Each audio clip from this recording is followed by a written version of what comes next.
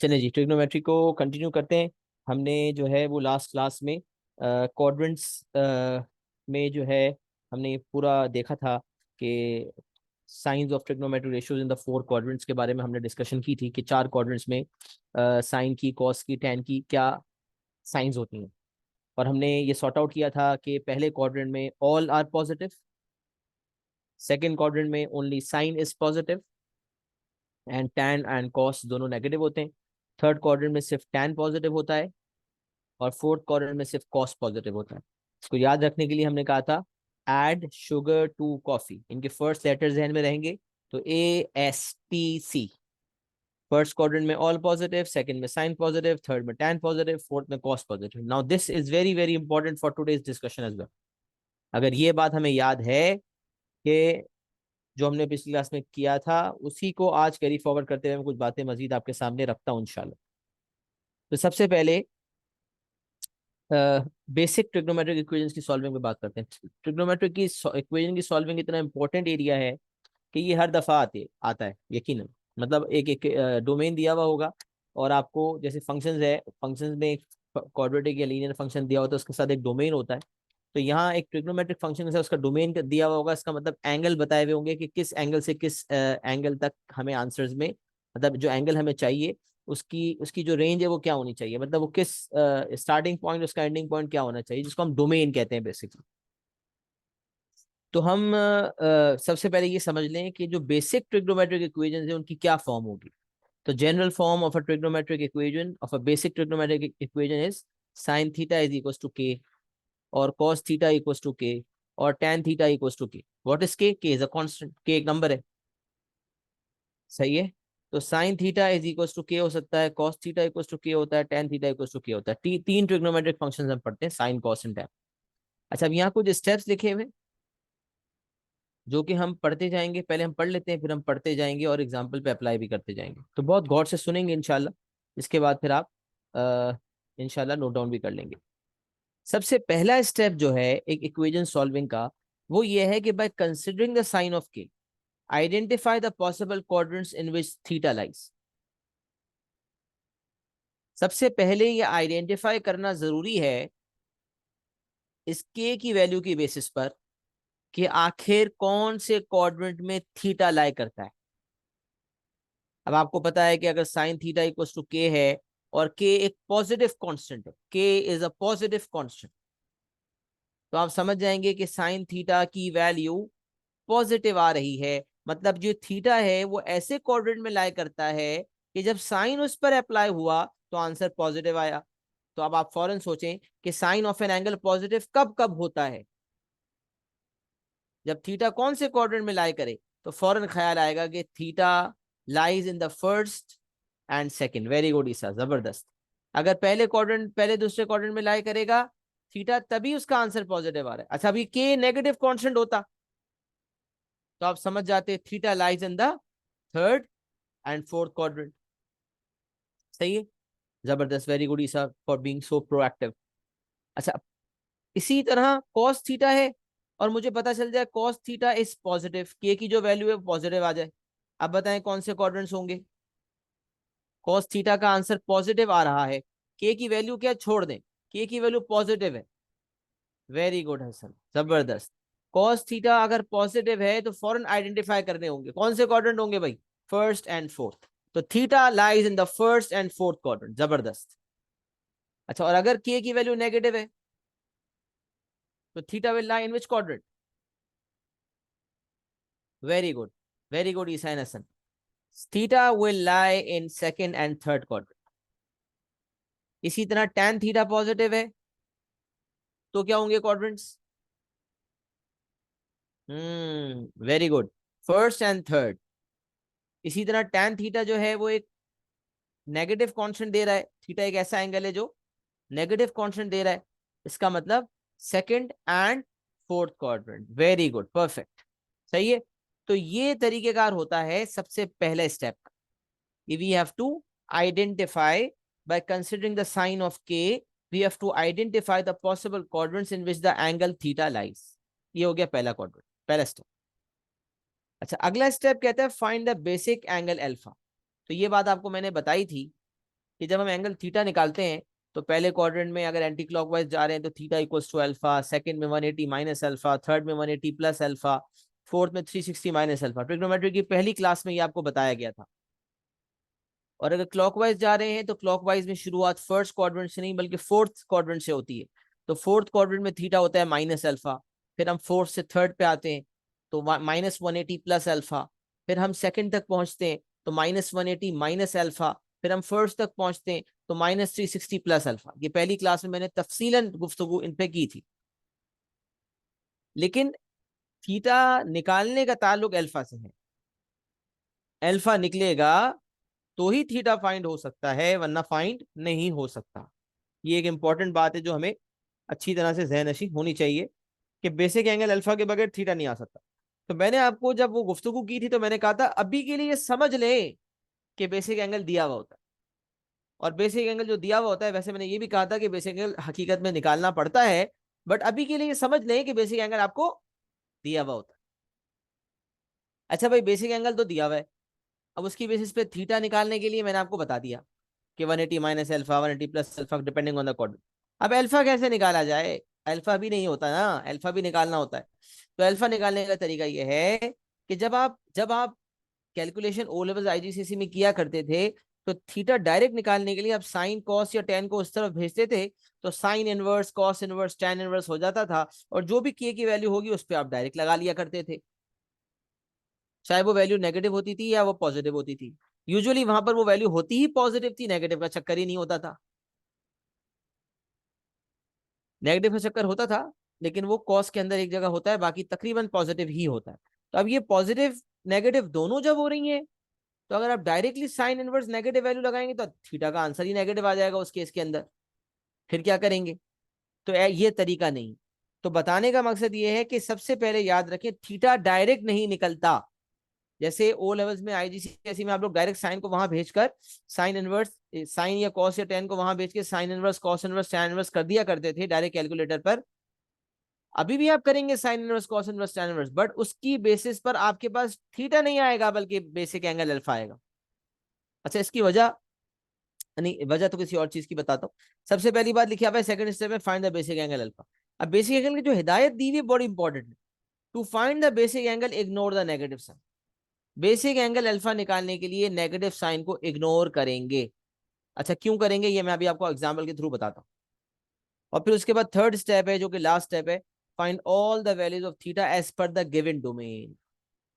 Domain, ये आपको मैंने बताया था ना कि आपको कैसे पता चलेगा कि आपको एंटी क्लॉकवाइज घूमकर एंगल निकालना है या क्लॉकवाइज घूमकर एंगल निकालना है। Who will tell you? कौन बताएगा भाई? हाँ, कौन बताएगा आपको कि आपको क्लॉकवाइज घूमना है anti clockwise? Yes, very good, very good Isa. The question will give the domain. Question domain बताएगा, और डोमेन अगर पॉजिटिव होगा तो एंटी क्लॉकवाइज घूमेंगे, डोमेन अगर नेगेटिव होगा तो क्लॉकवाइज घूमेंगे। डोमेन में नेगेटिविटी पॉजिटिविटी दोनों मौजूद होंगी तो क्लॉकवाइज भी घूमेंगे, एंटी क्लॉकवाइज भी घूमेंगे। तो दरअसल the question will define and give the domain. Domain के मुताबिक हमें एक्ट करना पड़ेगा। जितना बड़ा डोमेन होगा उतने ज्यादा थीटा के आंसर्स होंगे। अच्छा, लेकिन एक चीज आपको फिक्स कंडीशन बताई थी कि theta must be measured from the positive x axis. Measurement positive x axis से ही होती है। यहीं से या तो एंटी क्लॉकवाइज जाते हैं अगर डोमेन पॉजिटिव होता है तो, और यहीं से क्लॉकवाइज आते हैं अगर डोमेन में नेगेटिविटी होती है। शुरुआत हमेशा पॉजिटिव एक्स एक्सिस से करनी होती है। Theta is always measured from the positive x axis. If the domain is positive then we measure it anti-clockwise. If the domain is negative, we measure it clockwise. ये बात बहुत वाज़ेह तौर पे आपको बताई गई थी। तो पहले आपने कोऑर्डिनेट आइडेंटिफाई करने हैं, फिर आपने बेसिक एंगल निकालना है जिसके लिए अगर जरूरत पड़ती है तो नेगेटिव साइन को इग्नोर मार देंगे, और फिर डोमेन के मुताबिक आप थीटा की तमाम वैल्यूज निकाल लेंगे। थीटा के दो आंसर्स भी हो सकते हैं, चार भी हो सकते हैं, छह भी हो सकते हैं, आठ भी हो सकते हैं। जितना बड़ा डोमेन होगा उतने ज्यादा थीटा के आंसर्स आएंगे। अच्छा, अब ये जो मैंने बातें कही है ना, ये एक एग्जांपल में अप्लाई करता हूं। अब देखिएगा मैं क्या बता रहा हूँ। सबसे पहले उसने कहा solve the equation sine theta is equal to negative half for 0 to 360 degree. अच्छा, अब ये डोमेन में आप देख सकते हैं कि आपको डोमेन में सिर्फ पॉजिटिविटी नजर आ रही है, नेगेटिविटी कोई नहीं। जब डोमेन में सिर्फ पॉजिटिविटी नजर आए, नेगेटिविटी कोई नजर ना आए, तो आप समझ जाइएगा कि आपको एंटी क्लॉकवाइज रोटेट होना है। You will not rotate clockwise, rather you will rotate anti clockwise. आप एंटी क्लॉकवाइज घूमेंगे। एक बात तो ये हो गई, तो मैंने टॉप पे लिख दी भाई, इससे आपको पता चला कि आपको एंटी क्लॉकवाइज घूमना है। अब हम आ जाते हैं स्टेप्स पर। पहले स्टेप, दूसरा स्टेप, तीसरा स्टेप। पहला स्टेप कहता है by considering the sign of k identify the possible quadrants in which theta lies। अब देखें, ये जो है k है, कांस्टेंट k की जगह आपको नेगेटिव हाफ नजर आ रहा है। This is a negative value. Sine theta will sign theta is giving you a negative value. Sine theta आपको एक नेगेटिव आंसर दे रहा है। तो बताएं थीटा कौन से क्वाड्रेंट का एंगल होगा? तो फॉरन, वेरी गुड वेरी गुड ईसा, फॉरन आपको पता चल गया कि theta lies in the third and fourth quadrant, जो कि मैंने लिखा हुआ अभी। कैसे पता भाई? क्योंकि साइन जब एक एंगल पे लगा तो आंसर नेगेटिव आ रहा है।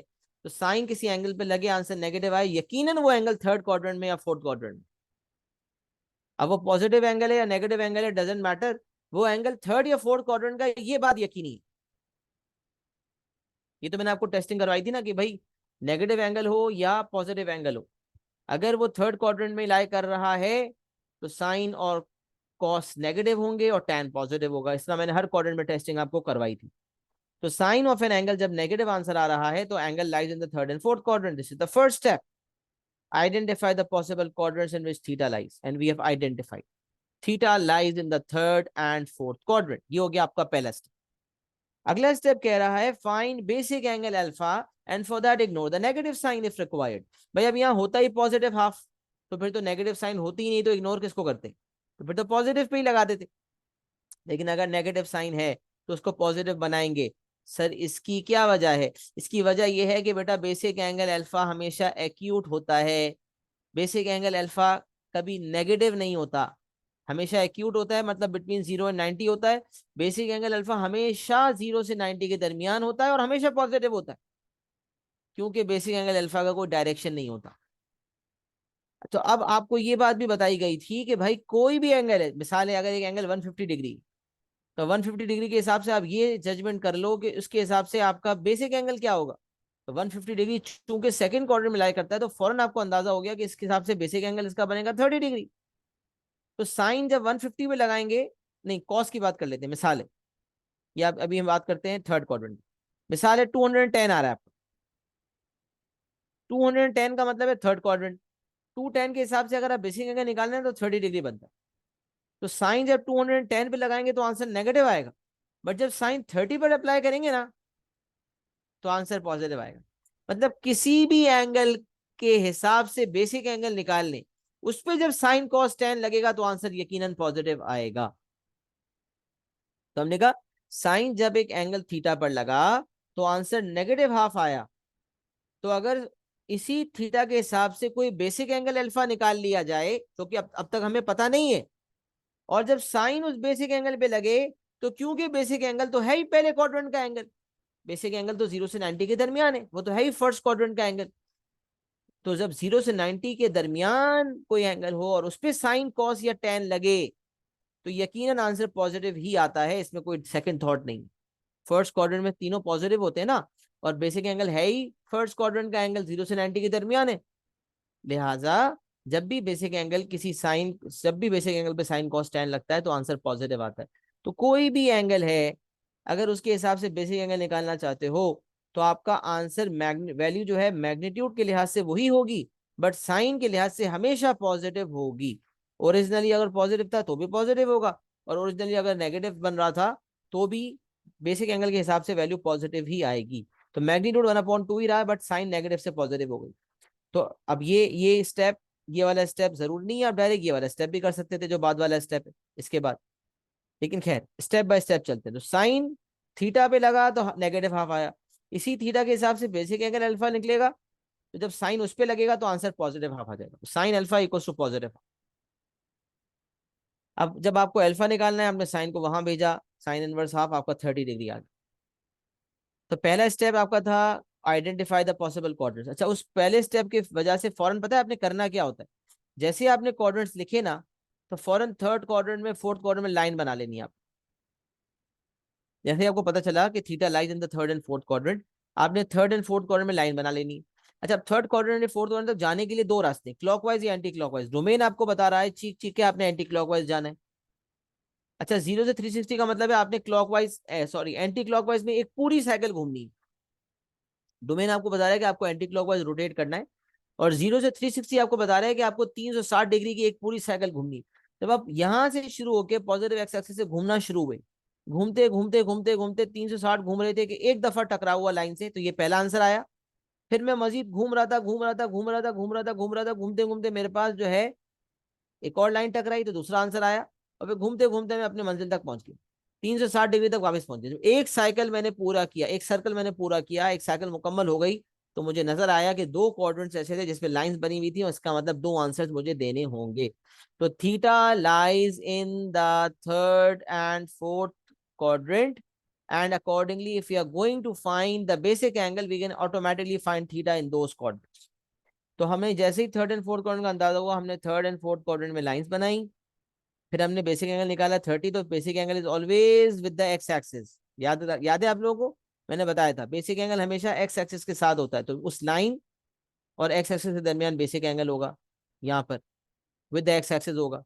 इसको मद्देनजर रखते हुए थर्ड क्वाड्रेंट में जब हम आए, तो हमने याद किया था थर्ड क्वाड्रेंट में 180 प्लस अल्फा होता है, 180 plus alpha, and fourth quadrant में होता है 360 माइनस अल्फा। मैंने यहाँ वाज़ेह तौर पे लिखा हुआ भी है कि आपने पॉजिटिव एक्सिस से शुरू किया, थर्ड क्वाड्रेंट में लाइन बनी है, फोर्थ में, क्योंकि यहाँ क्वाड्रेंट्स आपने थर्ड एंड फोर्थ आइडेंटिफाई किए थे। थर्ड क्वाड्रेंट में जब लाइन बनाई तो basic angle with x axis होगा अल्फा। फोर्थ में जब लाइन बनाई तो basic angle again with x axis होगा, ये भी अल्फा हो गया। अब यहाँ आप देख सकते हैं एक थीटा हो गया आपका 180 प्लस अल्फा, और हमने याद भी किया था थर्ड क्वाड्रेंट में 180 प्लस अल्फा होता है। और दूसरा अल्फा हो जाएगा फोर्थ क्वाड्रेंट में, दूसरा थीटा हो जाएगा फोर्थ क्वाड्रेंट में, पहला थीटा थर्ड क्वाड्रेंट में 180 प्लस अल्फा, और दूसरा थीटा फोर्थ क्वाड्रेंट में 360 माइनस अल्फा। तो मैंने यही किया है कि अल्फा की वैल्यू 30 थी, तो 180 प्लस अल्फा के मुताबिक 210 आ गया, और 360 माइनस अल्फा के मुताबिक 330 आ गया। 180 plus alpha, alpha is 30 degree, आप निकाल लें साइन इनवर्स हाफ से। 180 प्लस 30 इज 210, 360 माइनस 30 इज 330। सही है, ये क्वाड्रेंट्स वाली चीज जो है ASTC आपके जहन में होनी चाहिए। Sine of an angle negative कहाँ का है भाई, यहाँ तो पॉजिटिव है, लिहाजा नेगेटिव यहाँ पर होगा और यहाँ पर, तो लिहाजा हमने थर्ड एंड फोर्थ क्वाड्रेंट यहाँ पर लिख लिया। तो पहला स्टेप, आइडेंटिफाई द क्वाड्रेंट्स, हमने क्वाड्रेंट आइडेंटिफिकेशन की। Find the basic angle, for that ignore the negative sign, हमने बेसिक एंगल निकाला। थर्ड स्टेप, हमने थीटा के लिहाज से, सॉरी, थीटा की वैल्यूज निकाली as per the given domain. Domain ने हमें सबसे पहले तो ये मैसेज दिया कि आपने एंटी क्लॉकवाइज घूमना है। दूसरा डोमेन ने ये मैसेज किया दिया कि आपने एक साइकिल घूमनी है, क्योंकि अगर डोमेन 0 से 720 तक होता है तो दो साइकिल्स होती हैं, तो पहली साइकिल के दो आंसर्स अलग होते हैं और दूसरी साइकिल के दो आंसर्स अलग होते हैं, वो हम आगे कवर अप कर लेते हैं इंशाल्लाह। सही है, तो डोमेन कहाँ से कहाँ तक है ये भी इंपॉर्टेंट है, और डोमेन में पॉजिटिविटी है, नेगेटिविटी है, या दोनों है। क्योंकि अगर -360 से 360 होता तो फिर नेगेटिव, एक साइकिल नेगेटिव की होती, एक साइकिल पॉजिटिव की होती। बट यहाँ सिर्फ एक पॉजिटिव की साइकिल है, मतलब एंटी क्लॉकवाइज घूमना है। मेरे ख्याल से मैंने काफी सारी बातें बता दी। मुझे बताइए एग्जाम्पल नंबर 1 क्लियर है, नोट भी कर लें और क्लियर एंड डन लिख दें, तो आगे बढ़ जाए इंशाल्लाह।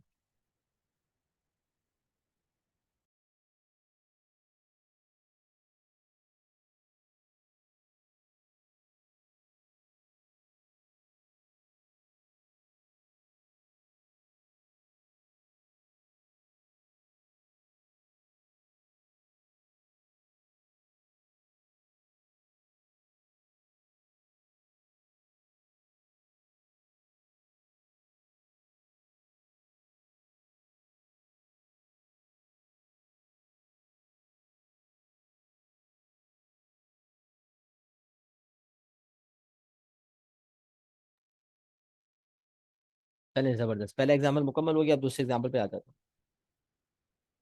सही है, दूसरे एग्जाम्पल में आपने थोड़ा सा पहले सवाल देखना है। Solve the equation tan theta is equal to 1 for -720 to 720 degree. अब जरा सोचिए, मुझे बताएं क्या करना होगा इसमें।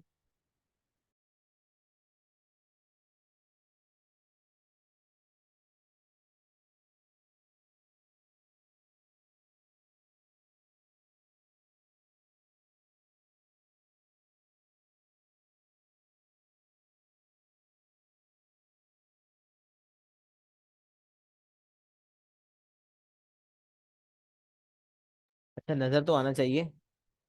मैं तो शायद मोबाइल स्क्रीन पे आगे पीछे कुछ होगा इसलिए नज़र नहीं आ रहा। मैं दिखाऊंगा तो आंसर नज़र आ जाएगा, इसलिए मैं छुपा रहा था। ये तो नोट्स में भी लिखा हुआ होगा ना। ईशान, आपने नोट्स प्रिंट नहीं किए हुए? नोट्स प्रिंट हुए होने चाहिए ना। नोट्स का मैंने कहा था ना, फाइल प्रिंट होनी चाहिए। प्रिंटेड फाइल नहीं है आपके पास? ओके। हाँ, वैसे प्रिंटेड। No print. अच्छा, पूरे मैंने नोट्स की फाइल प्रिंट करने का कहा है ना आप लोगों को। 90 अराउंड 86 या 90 पेजेस की पूरा डॉक्यूमेंट है ना, जिसमें सारे नोट्स पहले में इस पे अपलोडेड है ना। वो पूरा आपने प्रिंट करना है। पूरा प्रिंट करेंगे तो उसी में तो नोट्स लिखने थे सारे, बाकी एग्जांपल्स खाली आपने सॉल्व करना होता, काफी आपका काम बर्डन बर्डन रिड्यूस हो जाता। जी बिल्कुल, ईसा बाकी हसन सबके पास प्रिंटेड है। ईशा आपने प्रिंट नहीं किए हुए शायद। अच्छा, सबसे पहले आप लोगों ने क्या पार्टिसिपेशन की? We will have to go twice for both clockwise and anti clockwise, very good. And we will move twice as it's 720, very good. Clockwise भी और एंटी क्लॉकवाइज भी सही है। And as the value is positive it will lie in the first and third quadrant, very good, perfect perfect Hasan, जबरदस्त। तो देखें, यहाँ से दो बातें पता चलती हैं, अच्छी तरह इसको देख लें। अह, तो करने के लिए सवाल बहुत सारे हैं, इंशाल्लाह आप लोग करेंगे। हम एग्जांपल्स कंसिडर कर रहे हैं, तो मैं आपको तरीकेकार बता देता हूँ। बहुत इंपॉर्टेंट है कि राइट मेथोडोलॉजी क्या है। हर एग्जांपल से आपने यकीनन कुछ ना कुछ सीखना है। तो मेरी अप्रोच, मैं चाहूंगा कि आपको हर बात क्लियरली बता दूं कि किस तरह आपका मेथड क्या फॉलो होना चाहिए। सबसे पहले देखें, solve the equation tan theta is equal to 1। तो पहला स्टेप था identify the quadrants in which theta lies. तो tan of an angle is positive, positive है। tan एक एंगल पे लगा, आंसर पॉजिटिव आया, तो एक तो पहला क्वाड्रेंट हो गया, और tan तीसरे क्वाड्रेंट पॉजिटिव होता है। तो फर्स्ट एंड थर्ड, तो आपने क्वाड्रेंट आइडेंटिफिकेशन कर ली। स्टेप बाय स्टेप चलेंगे तो कभी मार नहीं पड़ेगी इंशाल्लाह। तो पहला क्या हो गया? Identify the quadrant in which theta lies. So you have identified first and third quadrant. आपने क्या करना है? आपने ये बनाना है। ये ऑलरेडी मैंने बनाया हुआ है, लेकिन तरीका ये होगा, आप बनाएंगे क्वाड्रेंट, थर्ड क्वाड्रेंट में एक लाइन बना देंगे, और फोर्थ में भी लाइन बना देंगे। थर्ड में भी लाइन बन जाएगी, फोर्थ में भी लाइन बन जाएगी, दोनों में लाइन बना दी। अब आपको पता लगाना है कि आपको थर्ड एंड फोर्थ में एंटी क्लॉकवाइज सेंस में आना है या क्लॉकवाइज सेंस में आना है। सही है। तो उसके लिए आपको डोमेन बता रहा है -720 से 720 डिग्री। वैसे थर्ड स्टेप में जाके डोमेन के हिसाब से हमें देखना होता है। तो अभी हम स्टेप वाइज चलते हैं। पहला स्टेप है identify the quadrants in which theta lies. तो theta lies in the first and third quadrant, ये आपका पहला स्टेप हो गया। सही है। tan of an angle is positive in which quadrants? In the first and third quadrant. तो पहली बात तो ये हो गई। सही है। अगर किसी को भी कंफ्यूजन हो रही, थोड़ी देर के लिए मैं क्लियर भी कर सकता हूँ। तो tan theta is equal to 1, पहली चीज हो गई क्वाड्रेंट आइडेंटिफिकेशन। आपने कहा first quadrant and third quadrant, क्या करेंगे आप? फर्स्ट एंड थर्ड में आएंगे और लाइन बना देंगे, फर्स्ट एंड थर्ड। अच्छा, फिर सेकंड स्टेप है बेसिक एंगल निकालना है। बेसिक एंगल निकालने के लिए क्या करेंगे? tan−1 करेंगे। थीटा tan अल्फा जो है वो +1 ही होगा, तो अल्फा आप tan−1 से 45 डिग्री आ जाएगा। सेकंड स्टेप मुकम्मल। Find basic angle alpha, for that ignore the negative sign if required. यहाँ जरूरत ही नहीं है क्योंकि 1 है ही पॉजिटिव। और थर्ड है कि find all the values of theta as per the given domain. अब डोमेन क्या बता रहे हैं? डोमेन बता रहे हैं -720 से लेकर 720 तक। डोमेन बता रहा है -720 डिग्री से 720 डिग्री तक। तो -720 डिग्री का मतलब क्या है? कि क्लॉकवाइज जाना है, नेगेटिविटी है। 720 का मतलब है एंटी क्लॉकवाइज जाना है। अच्छा, क्योंकि -360 तक एक साइकिल होती है, तो -720 का मतलब दो साइकिल्स आपने क्लॉकवाइज में घूमनी है। हर साइकिल में दो आंसर्स, तो दो साइकिल में चार आंसर्स, यहाँ से 4 आंसर्स आ जाएंगे। एक साइकिल में दो आंसर्स आते हैं ना, हमने ऊपर देखा था। यहाँ दो साइकिल्स हैं क्लॉकवाइज की, तो चार आंसर्स आएंगे। एंटी क्लॉकवाइज की भी दो साइकिल्स हैं, यहाँ से भी चार आंसर्स आएंगे। कुल मिला के 8 आंसर्स हो जाएंगे। डोमेन इतना बड़ा है कि आपके 8 आंसर्स हो जाएंगे। अब देखिए, यही काम मैंने यहाँ पर किया हुआ कि -720 का मतलब है आपने क्लॉकवाइज घूमना है, और 720 डिग्री का मतलब है आपने एंटी क्लॉकवाइज घूमना है। और 720 तक है, इसका मतलब एंटी क्लॉकवाइज में आपने दो साइकिल्स घूमनी है। और -720 है, इसका मतलब क्लॉकवाइज में आपने दो साइकिल्स घूमनी है। तो tan ऑफ एन एंगल जो है पॉजिटिव है फर्स्ट क्वाड्रेंट में और थर्ड क्वाड्रेंट में। tan of an angle is positive in the first and third quadrant. Quadrant identification कर ली थी। फिर मैंने कहा था जब थीटा को रिप्लेस करते हैं बेसिक एंगल अल्फा से, तो अगर नेगेटिविटी भी होती है तो पॉजिटिविटी में कन्वर्ट हो जाती है, बट यहाँ तो है ही पॉजिटिव वन, तो वो as it is carry forward, as it is लिख दिया वन। टेन अल्फा वन है, अल्फा निकालने के लिए टेन को वहां भेजा, tan inverse one which is 45 degree, basic angle 45 आ गया, सेकंड स्टेप मुकम्मल हो गया। डोमेन के हिसाब से सारे आंसर्स देने, तो आइए डोमेन को फोकस करते हैं। डोमेन -720 से 720 तक है, जिसका हमने मैसेज मिल चुका है कि क्लॉकवाइज की 2 साइकिल और एंटी क्लॉकवाइज की 2 साइकिल, जो मैंने बता भी दिया। अब करना कैसे ये समझ लो। अब यहाँ देखें, ये प्रॉपर आप यहाँ से देखें इसका तरीकेकार क्या फॉलो करोगे आप। आपने सबसे पहले लाइन बनाई, first quadrant and third quadrant. जब फर्स्ट क्वाड्रेंट में आप एंटी क्लॉकवाइज आओ, तो पहले क्वाड्रेंट में आपका आंसर होता है theta equals to alpha, if you remember. और थर्ड क्वाड्रेंट में आपका आंसर होता है 180 प्लस अल्फा। होता ही नहीं होता। देखिए मैंने ग्रीन में लिखा हुआ है, ग्रीन में, ग्रीन वाली चीज एंटी क्लॉकवाइज। जो ग्रीन आपको नजर आ रहा है ना, ये एंटी क्लॉकवाइज है, और जो रेड आपको नजर आ रहा है ना, ये क्लॉकवाइज। रेड क्लॉकवाइज है और ग्रीन एंटी क्लॉकवाइज। तो पहले क्वाड्रेंट में लाइन बनाई, थर्ड में क्वाड्रेंट में लाइन बनाई, फर्स्ट क्वाड्रेंट में आप आए, तो आपका आंसर जो है वो अल्फा के बराबर होगा, एंटी क्लॉकवाइज घूम रहे। थर्ड क्वाड्रेंट में आप आए, आपका आंसर होगा 180 प्लस अल्फा। ये आपको बताया था, ये 180 होता है, इसमें फिर अल्फा यानी कि इसको ऐड कर देंगे, तो 180 प्लस अल्फा हो जाएगा। तो एंटी क्लॉकवाइज क्यों घूम रहे हैं, क्योंकि डोमेन में पॉजिटिव 720 नजर आ रहा था, जिसका मतलब एंटी क्लॉकवाइज की 2 साइकिल घूमनी है। अभी तो पहली साइकिल घूमी है। जब मैंने पहली साइकिल घूमी, तो पहली साइकिल में मुझे 2 आंसर्स नजर आए। एक आंसर होगा अल्फा और दूसरा आंसर होगा 180 प्लस अल्फा। मैंने नोट डाउन कर लिया। बेसिक मेरे पास 45 आ रहा था, तो एक आंसर मेरा थीटा का फर्स्ट क्वाड्रेंट में आ गया अल्फा, और दूसरा मेरे पास आ गया 180 प्लस अल्फा, जो कि मैंने अलग अलग नहीं लिखा, मैंने इसको डायरेक्टली आंसर फॉर्म में लिख दिया कि थीटा पहले आंसर 45 हो गया, दूसरा आंसर 180 प्लस अल्फा के मुताबिक, 180 प्लस 45 के मुताबिक 225 हो गया। पहले साइकिल के 2 आंसर्स आ गए।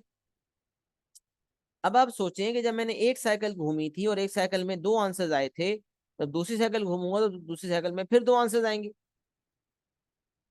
तो अगर आप यहां से सोचने की कोशिश करें, तो आपको याद रखना पड़ेगा कि पहली साइकिल का मतलब 360। अब 360 प्लस अल्फा, और फिर जब आपको दूसरी साइकिल का दूसरा आंसर निकालना होगा, तो 360 के बाद आपने 180 प्लस अल्फा और करना होगा, 360 plus 180 plus alpha, 360 plus 180 plus alpha. पहली दफा कर रहे थे तो 180 प्लस अल्फा था, दूसरी दफा करेंगे तो 360 plus 180 plus alpha, 540 plus alpha हो गया। But things are getting complicated, मुश्किल हो रही है, इस सोचने में मुश्किल हो रही। तो आसान बात सुन लें, आसान बात सुन लें जो मैं समझाने की कोशिश कर रहा हूँ। आसान बात यह है कि जब एंटी क्लॉकवाइज की पहली साइकिल के आंसर्स आ जाएं, तो दूसरी साइकिल के आंसर्स निकालने के लिए हर आंसर में 360 डिग्री ऐड करना। आसान क्या बात है। जब पहली साइकिल के 2 आंसर्स आ जाएं, तो पहली साइकिल के आंसर्स के बाद दूसरी साइकिल के आंसर्स निकालने के लिए पहली साइकिल के हर आंसर में 360 डिग्री ऐड करना। क्यों भाई, क्योंकि अगर हम पहली साइकिल के इस आंसर पे खड़े हुए थे, अब हम दूसरी साइकिल का पहला वाला क्वाड्रेंट का आंसर निकालना चाहते हैं, तो जहां खड़े थे उसमें 360 घूम जाए। इसी तरह जब जिस जगह आप खड़े हुए थे, पहली साइकिल के जिस आंसर पे आप खड़े हुए थे, जो कि 225 था, आपको दूसरी साइकिल का ये वाला आंसर चाहिए, जहां आप खड़े हुए थे वहां से 360 और घूम ले। तो पहली साइकिल के हर आंसर में, पहली साइकिल एंटी क्लॉकवाइज का बता रहा हूँ, पहली साइकिल के हर आंसर में 360 ऐड कर लो।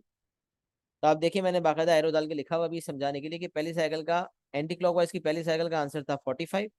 इसमें जब हम 360 डिग्री ऐड करेंगे, तो 45 प्लस 360 हो जाएगा 405 degree. 45 plus 360 is equal to 405 degree. इसी तरह पहली साइकिल का जो हमारा आंसर था 225 डिग्री, पहली साइकिल का जो दूसरा आंसर था 225, उसमें भी 360 ऐड किया, तो 360 plus 225 will give you 585 degree. तो एंटी क्लॉकवाइज की पहली साइकिल के ये 2 आंसर्स, और एंटी क्लॉकवाइज की दूसरी साइकिल के ये वाले 2 answers.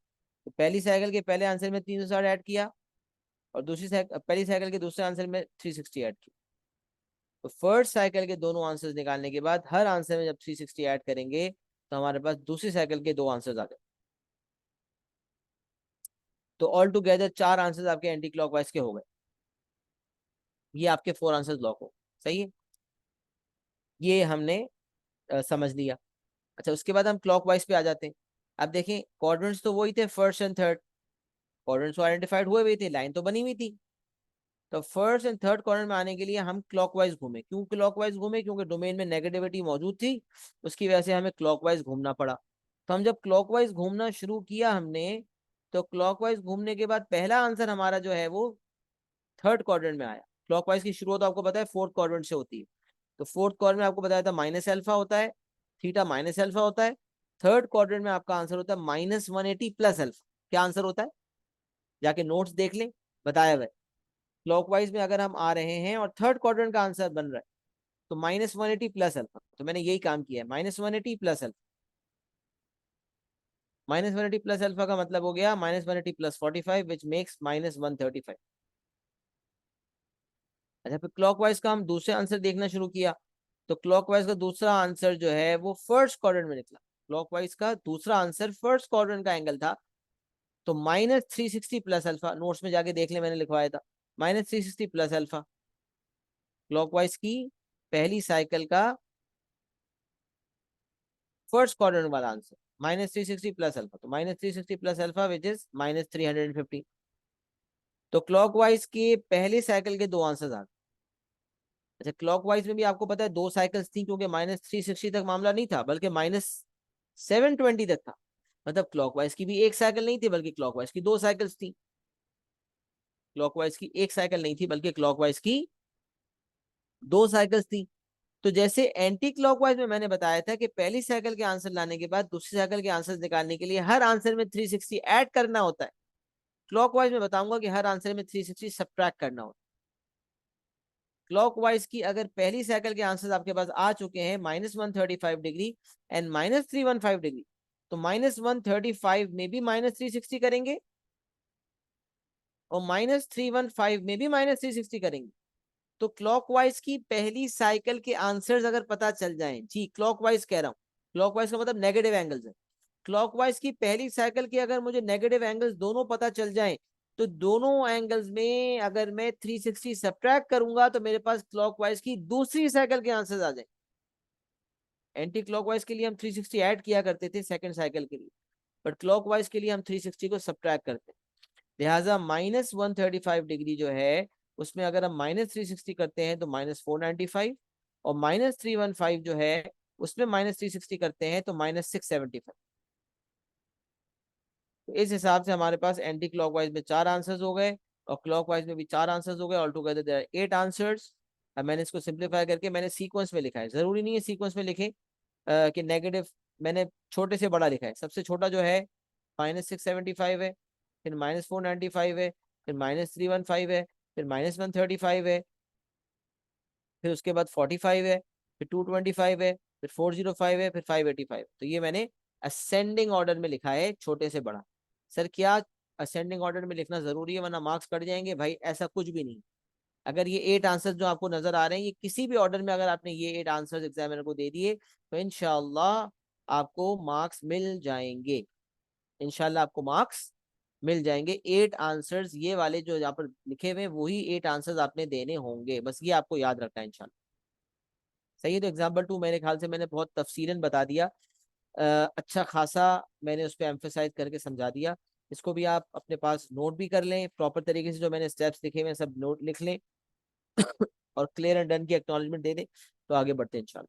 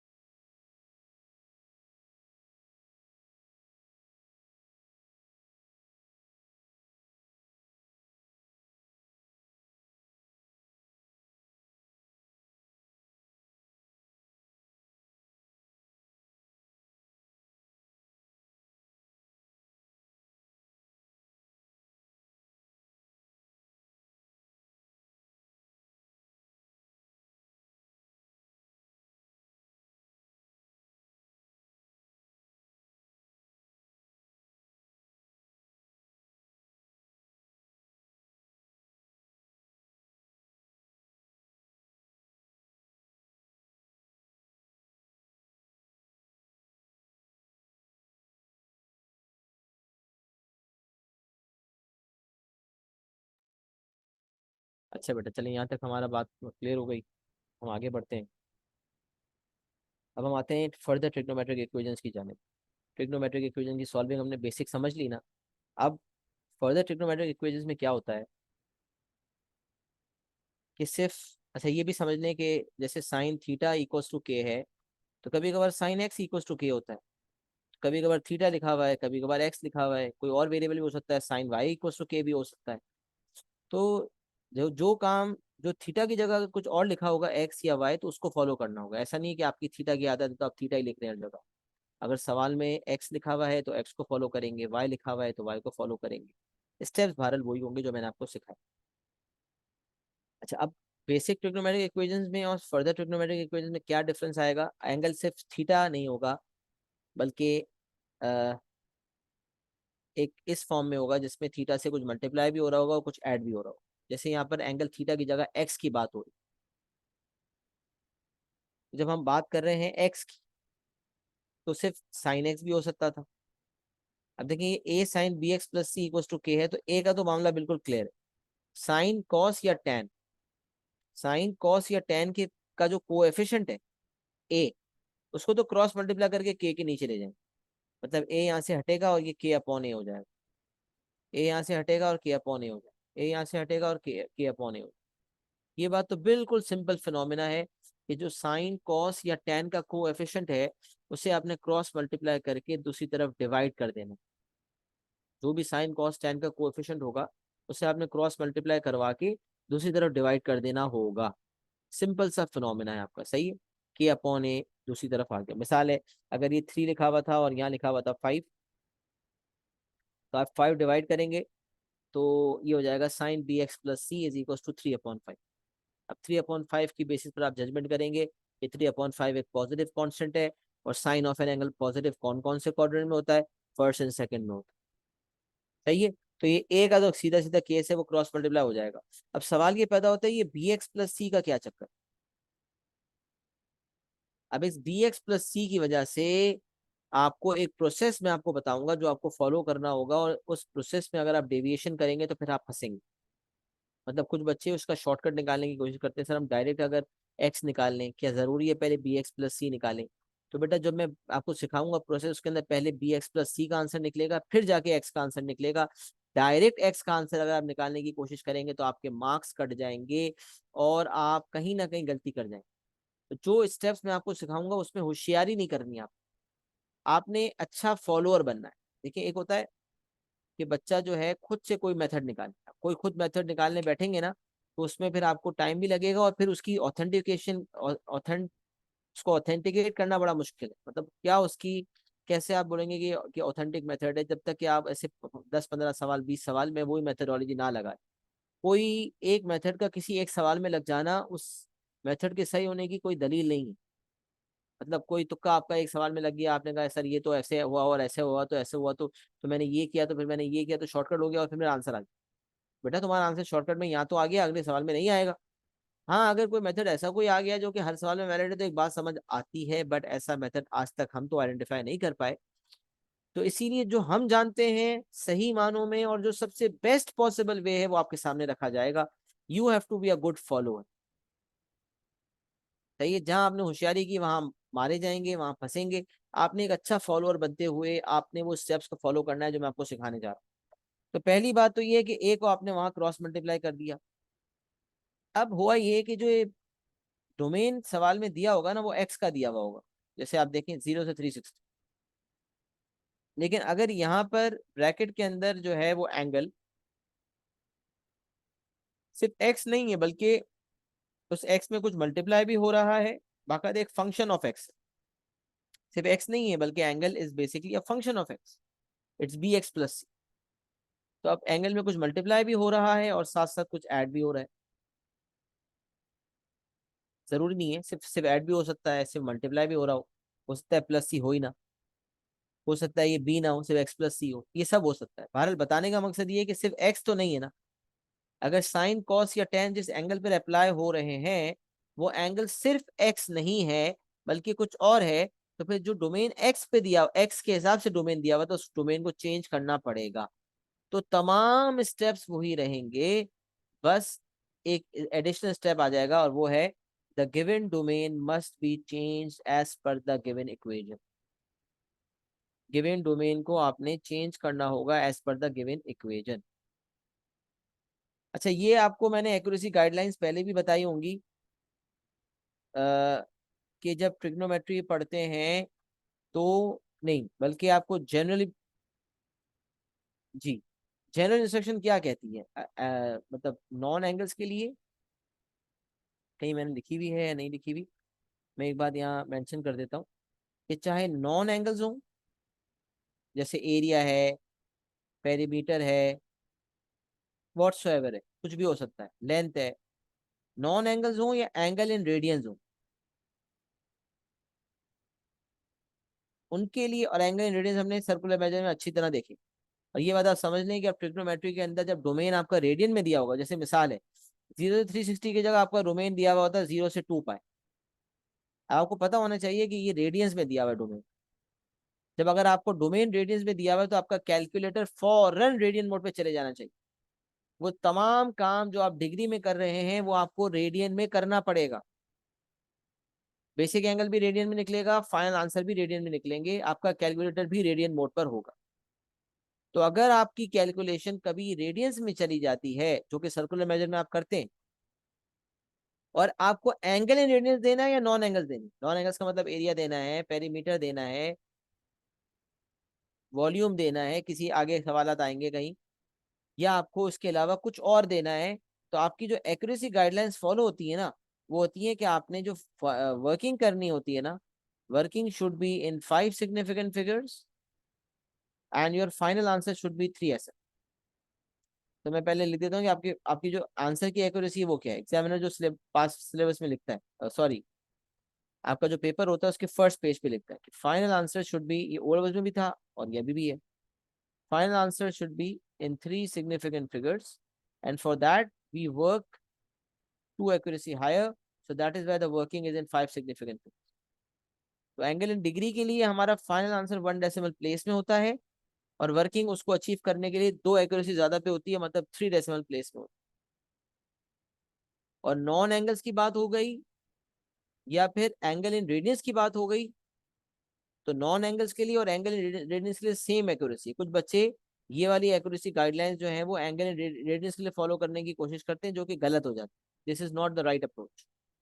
1 decimal place and 3 decimal place वाली अप्रोच जो है वो एंगल इन डिग्रीज के लिए, final answer 1 DP and working 3 DP, 3 decimal place. और नॉन एंगल या एंगल इन रेडियंस के लिए जो वर्किंग है वो 5 SF और फाइनल आंसर 3 SF। ये आप जहन नशीन रखेंगे इंशाल्लाह। अब इसका इस्तेमाल होना शुरू होगा, क्योंकि ऊपर जो एग्जांपल थे उसमें तो एग्जैक्ट 30 एंड 45 का बेसिक एंगल आ रहा था, डेसिमल की इन्वॉल्वमेंट की जरूरत ही नहीं थी, इसलिए उस पर बात हुई नहीं। अब जब जरूरत पड़ेगी तो आपको बता दिया मैंने।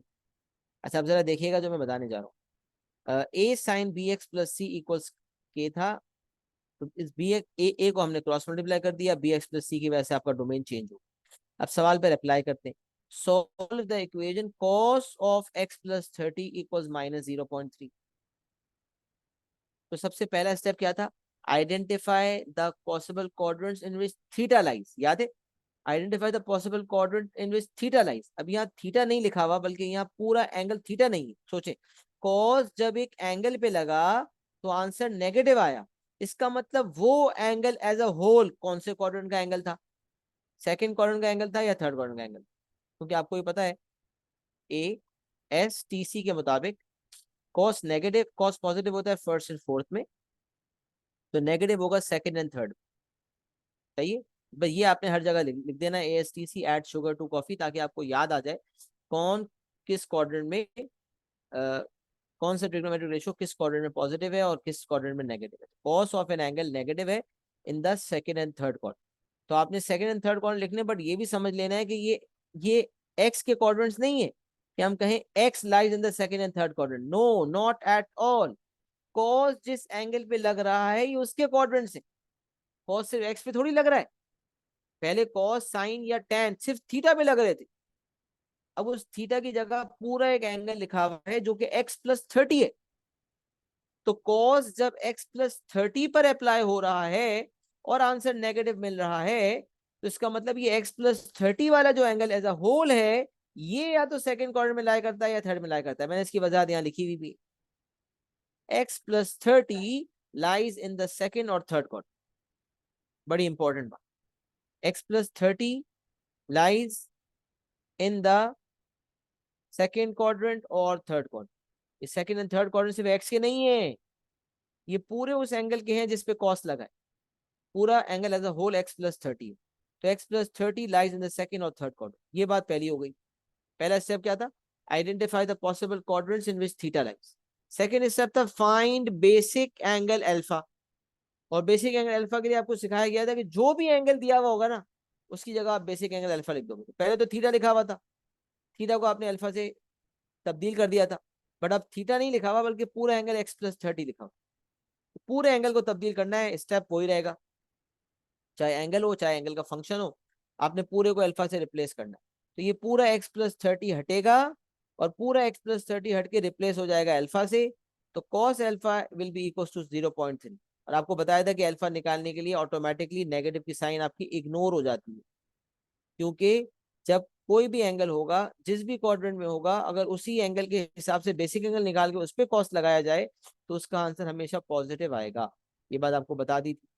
तो कॉस बेसिक एंगल पर लगा और आंसर 0.3 आया। जब कॉस इनवर्स 0.3 आपने बेसिक एंगल अल्फा निकालने के लिए किया तो आपका आंसर आ रहा है 72.54।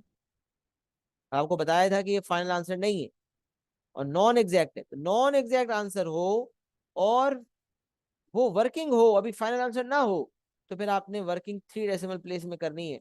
तो आप देखें, वो अल्फा है, डिग्री वाला एंगल है, लिहाजा उसको हमने 3 डेसिमल प्लेस में लिखा है, क्योंकि ये वर्किंग है, अभी ये फाइनल आंसर नहीं। मतलब इसकी बेसिस पर थीटा आएगा। उसने अल्फा थोड़ी मांगा था, उसने तो अल्फा थोड़ी मांगा था, उसने थीटा मांगा था। तो थीटा देने के लिए प्री रिक्विजिट है अल्फा का निकलना, तो अल्फा हमने निकाल लिया। कॉस इनवर्स 0.3 करके हमने अल्फा निकाला, 3 डेसिमल प्लेस में निकाला 72.54। जो क्वाड्रेंट्स हमने आइडेंटिफाई किए थे सेकंड एंड थर्ड, वो हमने बना लिए भाई। एक्सिस बनाई, सेकंड क्वाड्रेंट में एक लाइन बनी, थर्ड में एक लाइन बनी। सबसे पहले हमने एक्सिस बनाई, फिर सेकंड क्वाड्रेंट में एक लाइन बनी, फिर थर्ड में एक लाइन बनी। अब सेकंड क्वाड्रेंट में जो लाइन बनी, उस आंसर को निकालने के लिए हमारा जो आंसर होगा वो आपको पता है 180 माइनस अल्फा होगा। थर्ड क्वाड्रेंट के लिए आपका आंसर होगा 180 प्लस अल्फा। बट यहाँ अगेन याद रखें, ये एक्स के आंसर्स नहीं है, ये x+30 के आंसर्स है। ये उस एंगल के आंसर्स है जो एंगल यहाँ पर दिया हुआ है। अच्छा, आप ये भी समझ लें कि जो मैंने एडिशनल स्टेप बताया था वो अप्लाई किया नहीं था। एक दफा स्टेप रिकॉल करते हैं। पहला स्टेप है identify the possible quadrants in which the angle lies. पहले मैंने थीटा लिखा था, अब वो थीटा की जगह जो भी एंगल होगा उस एंगल के क्वाड्रेंट की बात हो रही है। तो एंगल थीटा की जगह x+30 है, तो x+30 lies in the second and third quadrant. This is the first step. Then find the basic angle. जो भी एंगल है, जो भी एंगल एज अ होल है, उस पूरे को अल्फा से रिप्लेस करें और कॉस अल्फा उस, जब कॉस साइन या टेन उस पर लगेंगे तो आंसर पॉजिटिव आ जाएगा। तो यहाँ कॉस अल्फा पॉजिटिव 0.3 आ गया। वहां से आपका बेसिक एंगल निकल गया, क्योंकि डिग्री है। अगर ये रेडियंस होता तो आपकी वर्किंग 5 सिग्निफिकेंट फिगर्स में होती, बट क्योंकि ये डिग्री है लिहाजा आपकी वर्किंग जो है 3 डेसिमल प्लेस में हो रही है। तो आप देख सकते हैं 72.542 जो है ये 3 डेसिमल प्लेस में मैंने लिखा हुआ। यहाँ से आपका बेसिक एंगल अल्फा आ गया। बेसिक एंगल अल्फा निकालने के बाद आपको अब डोमेन भी तो चेंज करना था। एडिशन स्टेप कह रहा है the given domain must be changed as per the requirement of the question, as per the given equation. तो आप देखें, आपका जो इक्वेशन है उसमें एक्स नहीं लिखा है, x+30 लिखा है। तो आपका एक्स का डोमेन था 0 से लेकर 360 तक। तो अगर मैंने 30 ऐड किया तो एक्स में भी 30 प्लस हुआ, 0 में भी 30 प्लस हुआ और 360 में भी 30 प्लस हुआ। तब आपका जो नया डोमेन है वो 30 से लेकर 390 तक हो गया। जो आपका नया डोमेन है वो आपका 30 से लेकर 390 तक हो गया। 30 से लेकर 390 तक, मतलब 30 आपका थ्रू आउट ऐड हो गया। अच्छा, अब यहाँ मजे की बात मैं आपको बताऊं कि यहाँ पर डोमेन चेंज करने पर कोई फर्क नहीं पड़ा। मतलब अगर कोई बंदा नॉर्मल डोमेन देखेगा तो वो कहेगा भाई पहली साइकिल है, उसके दो आंसर्स होंगे। एक आंसर होगा सेकंड क्वाड्रेंट में 180 माइनस अल्फा और एक थर्ड में होगा 180 प्लस अल्फा। तो अगर कोई ये रिवाइज डोमेन भी देखेगा तो भी उसके क्वाड्रेंट्स चेंज नहीं होंगे। अभी भी अभी भी उसका सिलसिला वही रहेगा कि सेकंड क्वाड्रेंट 180 माइनस अल्फा है, थर्ड 180 प्लस अल्फा है, और दोनों आंसर्स आपके डोमेन के अंदर लाई करेंगे। दोनों आंसर्स ना सिर्फ आपके ओरिजिन डोमेन में लाई कर रहे हैं बल्कि रिवाइज डोमेन में भी लाई कर रहे हैं। तो यहाँ ये पहले ही एग्जाम्पल के अंदर हमने एक ऐसा एग्जाम्पल देखा जिसमें डोमेन के चेंज करने से कोई फर्क नहीं पड़ा हमें। अभी कैसे फर्क पड़ता है ये आपको पहले एग्जाम्पल से समझ नहीं आएगा, एग्जाम्पल नंबर 4 से आपको इंशाअल्लाह क्लियर हो जाए, और मैं बहुत वजाहत के साथ ये बात बता दूंगा। तो अभी थोड़ी देर के लिए इस डोमेन चेंजिंग का क्या फायदा है क्या नुकसान है इसको भूल जाए। अभी सिर्फ आप ये समझ लें कि आपने हमेशा डोमेन चेंज करना है बस, कुछ भी करने का फायदा हो ना हो ये एक बात की कहानी है। आपको सर सुफियान ने बताया है कि आपने डोमेन चेंज करना है तो बस करना है, जब कह दिया तो बस कह दिया। इसका फायदा है तो बस डेफिनेटली है, ये बात आप पत्थर की लकीर है और ये आप लिख दें अपने पास। एएस के बाद ए2 में भी बच्चे जाते हैं तो ट्रिग्नोमेट्री ए2 की और एडवांस लेवल पर जाती है, बट जिसकी एएस की ट्रिग्नोमेट्री वीक होती है वो ए2 में भी फंस रहा होता है। तो यूजुअली बच्चे ए2 में जाने के बाद स्टेप्स ये वाले नहीं लगा रहे होते, डोमेन को रिवाइज नहीं कर रहे होते, चेंज नहीं कर रहे होते, फिर कहते हैं सर देखें मार्किंग स्कीम में ये आंसर्स देखे हमारे ये आ रहे, फिर रोते हैं सर पकड़ के, मुश्किल होती है। तो भाई अगर एएस की ट्रिग्नोमेट्री पक्की होगी तो ही ए2 की ट्रिग्नोमेट्री पक्की होगी, ये बात समझ बहुत अच्छी तरह से ये बात समझ लें कि एएस की ट्रिग्नोमेट्री का पक्का होना जरूरी है, तब जाके ए2 में जाके आपकी फाउंडेशंस पक्की होंगी इंशाल्लाह। अच्छा जी, तो हम बात क्या कर रहे थे ये सुन लेते हैं। तो हम बात ये कर रहे थे कि पहले तो हमने कोऑर्डिनेट आइडेंटिफिकेशन कर ली, पहला स्टेप बेसिक एंगल निकाल लिया, वर्किंग थी बेसिक एंगल का निकालना तो 3 DP में हमने किया क्योंकि एंगल डिग्री था, दूसरा स्टेप हो गया। तीसरे स्टेप में हमने डोमेन चेंज कर लिया, हमने कहा क्योंकि अब एक्स एक्स नहीं निकालना, एक्स तो निकालना लेकिन पहले हम x+30 निकालेंगे, डायरेक्ट एक्स नहीं निकलता, पहले x+30 एज अ होल निकलता। तो इसलिए डोमेन में मुझे x+30 का चाहिए होगा, तो x+30 का डोमेन निकालने के लिए x का डोमेन दिया हुआ था 30, मैंने हर जगह ऐड कर दिया तो मेरा x+30 का डोमेन 30 से 390 तक आ गया। अच्छा ये डोमेन मुझे बता रहा है कि भाई पहली साइकिल जब शुरू होती है, पहली साइकिल में शुरू के 30 डिग्री तक आपको नहीं रहना, 30 के बाद आपका आंसर होगा वो एक्सेप्ट होगा। और दूसरी साइकिल में भी आपको जाना है, बस दूसरी साइकिल का सिर्फ थोड़ा सा हिस्सा आपको कवर करना है। मतलब अगर कोई देखेगा डोमेन के मुताबिक तो वो कहेगा यार पहली साइकिल 360 तक घूमने के बाद थोड़ा सा आगे जाएंगे ना तो बस डोमेन ने इतनी सी इजाजत दी है। तो डोमेन 30 से 390 तक है, इस हदूद में हमें रहना पड़ेगा। अब हमारी कोशिश ये होनी चाहिए और ये फर्ज है हमारे लिए ये इंश्योर करना कि x+30 के जो भी आंसर्स हैं वो 30 से 390 के दरमियान हो। अगर x+30 के आंसर 30 से 390 के दरमियान होंगे तो उसके बाद जो x के आंसर्स आएंगे वो ऑटोमेटिकली 0 से 360 डिग्री के दरमियान होंगे। अगर x+30 का आंसर 30 से 390 के दरमियान नहीं है तो अल्टीमेटली जो x का आंसर आ रहा है वो भी 0 से 360 के दरमियान नहीं होगा। तो coordinates identification, finding basic angle, third step change the domain, and fourth step वो ये find all the possible values of theta था ना, for find the all possible values of theta as per the given domain में इसको change करो, find all the possible values of the given angle, find all the possible values of the given angle। इस case में वो given angle x+30, x+30 के तमाम answers निकालेंगे as per the domain, as per the revised domain। Find all possible values of x+30, find all possible answers of x+30 as per the revised domain which is not the domain of x but it is the domain of x+30। तो x+30 का domain क्यों निकाल रहे हैं भाई, क्योंकि answer में पहले x+30 का आंसर आएंगे, पहले x+30 के आंसर आएंगे उसके बाद फिर कहीं जाके x के आंसर आएंगे, डायरेक्ट x के आंसर नहीं आ सकते। ये बच्चे पूछते से डायरेक्ट कैसे होगा, तो डायरेक्ट नहीं करना आपने, डायरेक्ट कोई शॉर्टकट नहीं है, कभी लग जाए तुक्का तो अलग बात है, वरना एक प्रॉपर मैकेनिज्म है भाई, प्रॉपर मैकेनिज्म है। एक्स लाई नहीं करता सेकंड थर्ड में, सेकंड या थर्ड क्वाड्रेंट में x+30 एज अ होल लाई करता है, x+30 लाई करता है second and third quadrant. Angle domain x का दिया हुआ है बट हमें तो x+30 के आंसर्स निकालने, तो हम उसको रिवाइज करके x+30 का डोमेन निकालेंगे।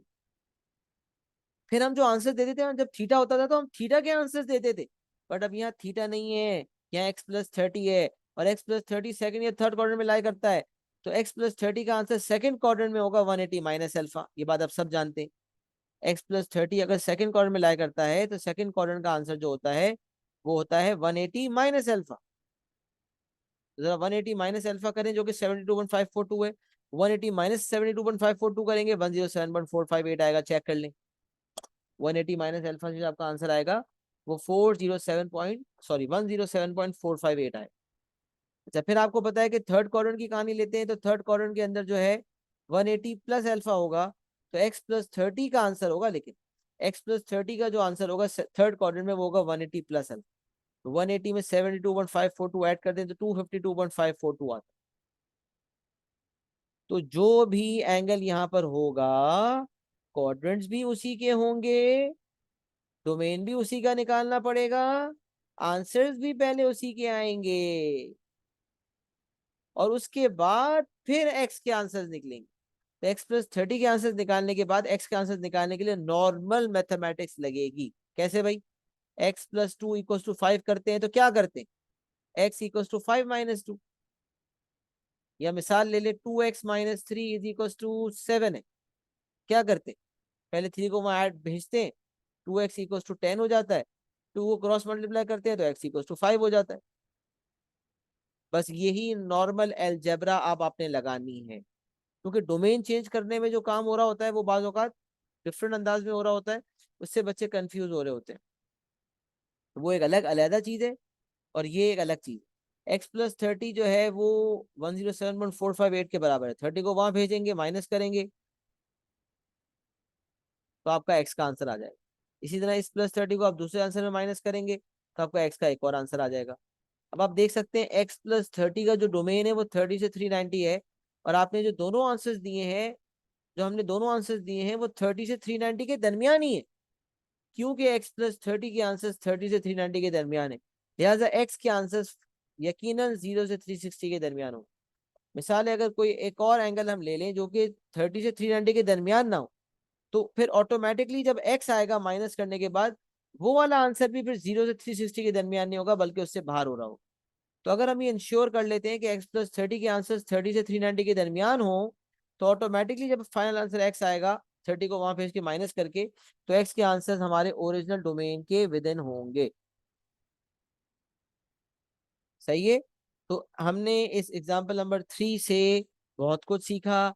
वो ये सीखा कि एक्स प्लस 30 है, तो एक्स प्लस 30 का ही डोमेन निकालना होगा, एक्स प्लस 30 के ही कॉर्ड्स आइडेंटिफाई करने होंगे, पूरे एक्स प्लस 30 को बेसिक एंगल अल्फा से रिप्लेस करेंगे, और जब आंसर आएगा तो वो भी एक्स प्लस 30 का ही आएगा, लेकिन फिर एंड में माइनस करने के बाद जो है वो एक्स के आंसर निकालने पड़ेंगे। एग्जाम्पल नंबर 3 मैंने बड़ी वजाहत के साथ आपके कदमों में रख दिया है। क्या ये सबके कदमों में आ गया है, और क्या ये बात सबको समझ आ गई है, और क्या आपने नोट भी कर ली है? क्लियर एंड डन लिख दें ताकि फिर आगे बढ़ जाए।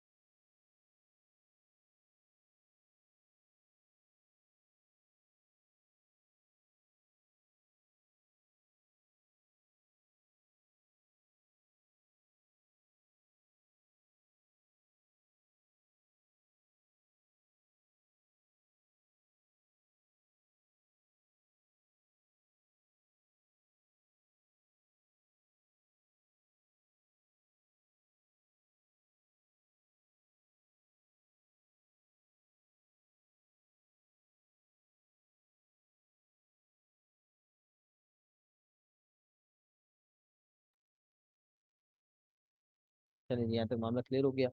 हम अगले एग्जाम्पल पे अगर आ जाएं, पूरे स्टेप्स आपने फॉलो करने हैं, उसी को फॉलो करते हुए चलना है, राइट। अब यहाँ देखें, अगला एग्जाम्पल देख लेते हैं। सारे वही स्टेप्स हैं, कोई नया नहीं है। वन बाय वन हम करते हैं। सबसे पहले आप देखें, √3 tan 2x - 50 = -1 फॉर 0 से 360। सबसे पहले क्या करेंगे, सबसे पहले √3 को वहां भेजेंगे, सही है। तो -1/√3 हो जाएगा। अब -1/√3 जैसे ही लिखा आपने, आपको फौरन नजर आ गया tan of an angle is -1/√3। तो फौरन आपने सोचा ASTC। तो फर्स्ट एंड थर्ड में tan पॉजिटिव होता है, लिहाजा नेगेटिव होगा।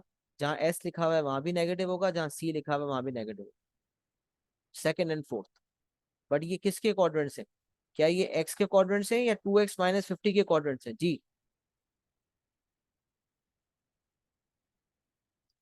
क्या कहूंगा, x lies, yes very good, very good. 2x - 50 के क्वाड्रेंट से, 2x - 50 lies in the second and fourth quadrant, जबरदस्त। सही है। तो identify the quadrants in which theta lies है, या थीटा की जगह 2x - 50 लिखा हुआ है। तो 2x - 50 lies in the second and fourth quadrant. अच्छा, फिर जब बेसिक एंगल निकालना था तो इस पूरे एंगल को 2x - 50 को रिप्लेस किया अल्फा से, तो ऑटोमेटिकली जो माइनस वाली साइन थी वो भी हट गई, n1/√3 हो गया। और जब अल्फा निकालना था tan 1/√3 किया, हमारा आंसर आ गया 30 डिग्री। तो identify the quadrants in which the angle lies, second and fourth, then find the basic angle, for that ignore the negative sign। Second step हो गया, फर्स्ट स्टेप, सेकेंड स्टेप। उसके बाद फिर आपको हाँ, अब आपको डोमेन चेंज करना होगा। डोमेन चेंज करना होगा, आपका डोमेन था 0 से 360। अब जरा सोचिएगा, 0 से 360 आपका डोमेन है, और आपको डोमेन बदलना है 2x - 50 का करना है। तो ये याद रखें, x से 2x - 50 तक जाने के लिए पहले x को 2 से मल्टीप्लाई करना पड़ेगा, 2x का डोमेन निकलेगा। फिर पूरे 2x आने के बाद उसमें से 50 माइनस होगा। ये दोनों चीजें आप बहुत इंपॉर्टेंटली समझ लें सही तरीके से। अगर आपका जो है वो -1/√3 है, नेगेटिव है, तो 2x - 50 नेगेटिव है। और वो 2x, सॉरी, कुछ और कहना चाह रहा था। 2x - 50 पे जब tan लगा तो आंसर नेगेटिव आया, मतलब 2x - 50 सेकंड या फोर्थ क्वाड्रेंट में लाई करता है, ये बात हमने समझ ली। अब डोमेन हमें 2x - 50 का चाहिए था, तो x का डोमेन दिया हुआ है। याद रखें, x से 2x - 50 का डोमेन लाने के लिए पहले आपने 2 से मल्टीप्लाई करना होगा थ्रू आउट। तो मल्टीप्लाई करें, पूरे डोमेन को 2 से मल्टीप्लाई करें। तो 0 × 2 will give you 0, x × 2 will give you 2x, 360 × 2 will give you 720। Then what you have to do, जब 2x का डोमेन आ गया, 2x - 50 का डोमेन लाने के लिए थ्रू आउट 50 माइनस करना होगा। थ्रू आउट आपने 50 को माइनस करना होगा। कुछ बच्चे ना यहाँ जो काम कर रहे होते हैं उससे इसको कंफ्यूज करते हैं। 2x - 50 के आंसर आने के बाद फिर थ्रू आउट 50 माइनस नहीं करेंगे, बल्कि 50 वहां जाके ऐड करेंगे और 2 डिवाइड करेंगे।